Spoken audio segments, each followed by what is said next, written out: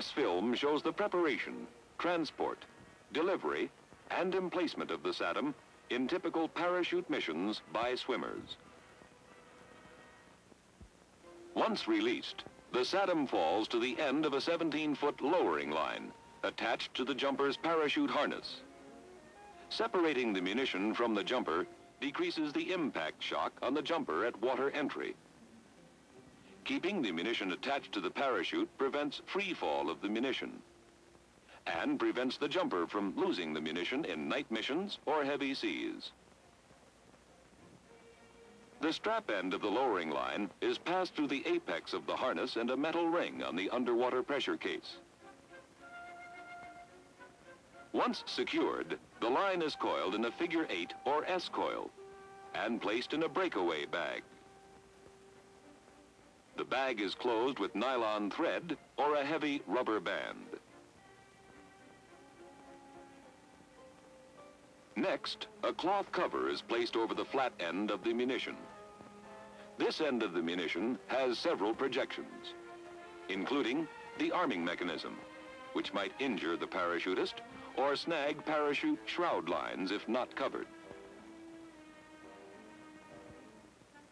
The strap end of the lowering line is temporarily tied to the cloth cover to keep the lowering line from being pulled out of the breakaway bag during handling.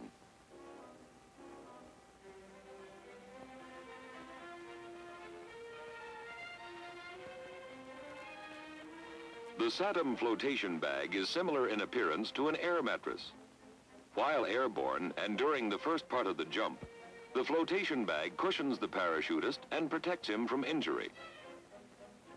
To keep the munition from swinging away from the jumper, a strap from the flotation bag is attached to either the right or left leg of the jumper with a quick release fold. The parachutist releases this strap in the air just before he drops the munition to the end of the lowering line. The cloth cover on the aft end of the munition is also tied to the flotation bag to keep the cover from being lost in midair.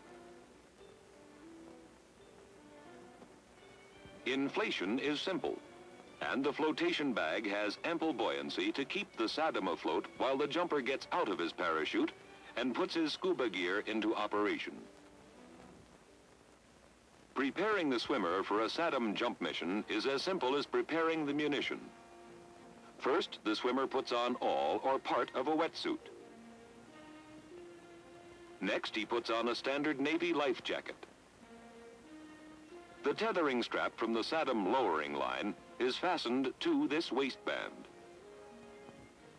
The tethering strap keeps the munition joined to the swimmer after he removes the parachute harness and his lowering line strap.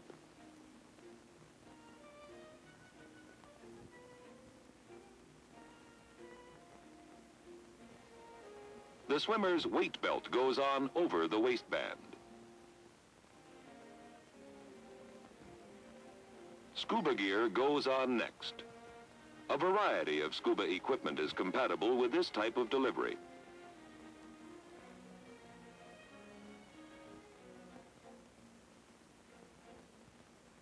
Standard or steerable T10 military parachutes are used, but the harness back straps are usually lengthened to get the parachute on over the scuba tanks.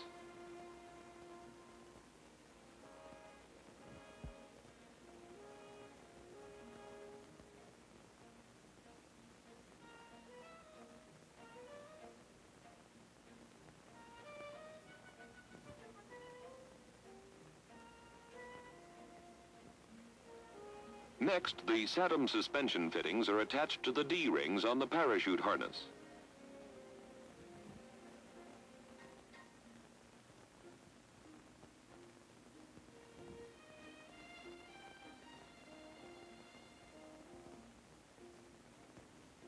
The strap end of the lowering line is passed beneath the right main lift web of the parachute harness and then secured in the buckle. Fastening the lowering line here takes much of the shock off the jumper when the SADM is dropped to the end of the lowering line.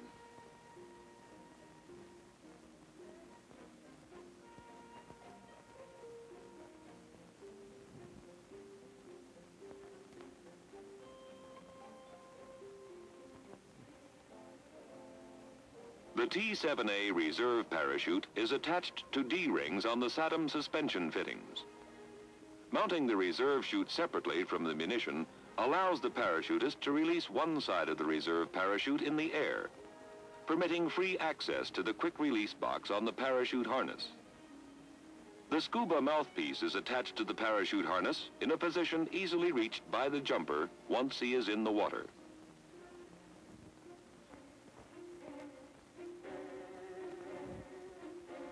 Engineering development tests on the SADM parachutist swimmer delivery system were conducted jointly by the United States Navy and Sandia Laboratory. UDT and SEAL team members jumped from several Navy aircraft to evaluate their suitability as carriers for SADM jumpers. Each aircraft presented different problems for the parachutist in terms of body position and the sequence he had to follow to make a safe exit. Tests were made from the CH-46A Sea Knight helicopter, with 2 parachutists participating in each jump. One carried the SADM, the second was the safety man.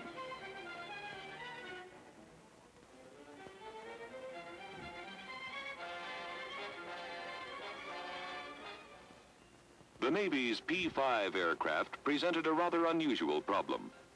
Not only is the exit door very small, but the bottom of the door is considerably above the aircraft deck.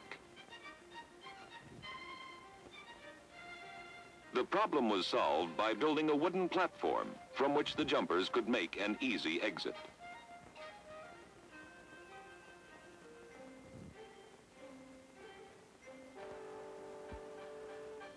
Jump tests were also made from a Marine C-130 cargo aircraft.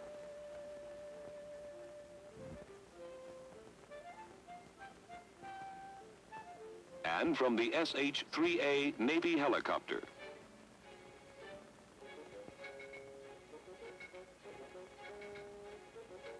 After exit from the aircraft, all jump missions into water follow the same sequence. Once the parachute stabilizes, the jumper releases one side of his reserve parachute. Then he releases the leg strap. He actuates the single-point quick release mechanism, and the SADM falls to the end of the lowering line. The jumper positions the quick release box on the parachute harness so that a single blow will open it. Once in the water, the 2 members of the jump team remove and sink their parachutes and parachute harness.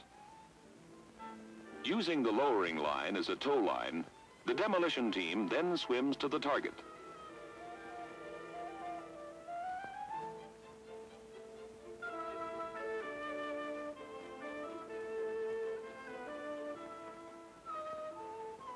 At the target, the tow line is used to secure the SADM to an anchoring point. The time delay between arming and detonation, preset during preparation of the munition, allows the swimmers time to make a safe escape. After turning the external arming mechanism, which starts timer rundown, the swimmers move out.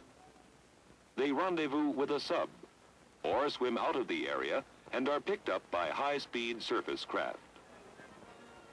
Behind them, they leave the armed SADM,